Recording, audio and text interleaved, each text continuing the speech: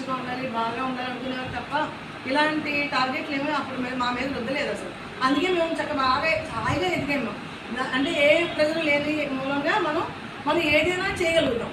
Pressure ఉందనుకోండి బుర్ర పనిచేయదు, ఆలోచన ఆగిపోతుంది అంతే, అప్పుడు మనం ఏది చేయడం.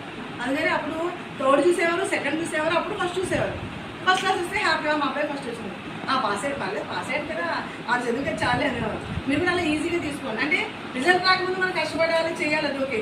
ఇప్పుడు రాసేసాం కదా, ఇప్పుడు దాని గురించి ఎక్స్పెక్టేషన్స్ పెట్టుకోవాలి. అంటే మనం ఎగ్జామ్ రాసే ముందు 550 రావాలని చదవాలి, ఎగ్జామ్ రాసాక 550 రాదేమో అని డిప్రెషన్కి వెళ్ళకూడదు. అంటే మనం సైకలాజికల్గా స్ట్రాంగ్గా ఉండాలి. మనిషి ఎప్పుడైనా సరే నిజంగా రాదు, నువ్వు ఓడిపోయావు, సో ఓడిపోతే తప్పేం లేదన్నా, ఓడిపోయి మళ్ళీ గెలవం కదా. ఒక ఫెయిల్ అయ్యామనుకో మళ్ళీ ఒకసారి రాసి పాస్ అయిపోతే మనం నెగ్గినట్టు.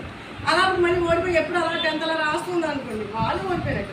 ఒకసారి ఓడిపోయి పర్లేదు, మళ్ళీ ఇంకోసారి రాయొచ్చు. ఎందుకంటే మనకు అలాంటి ఛాన్సెస్ ఉంది. లైఫ్ ఎప్పుడు కూడా అంతే, ఎప్పుడైనా ఏ విషయంలో మనం ఓడిపోతే మళ్ళీ దాన్ని రీచ్ అవ్వడానికి చేయాలి అంతే.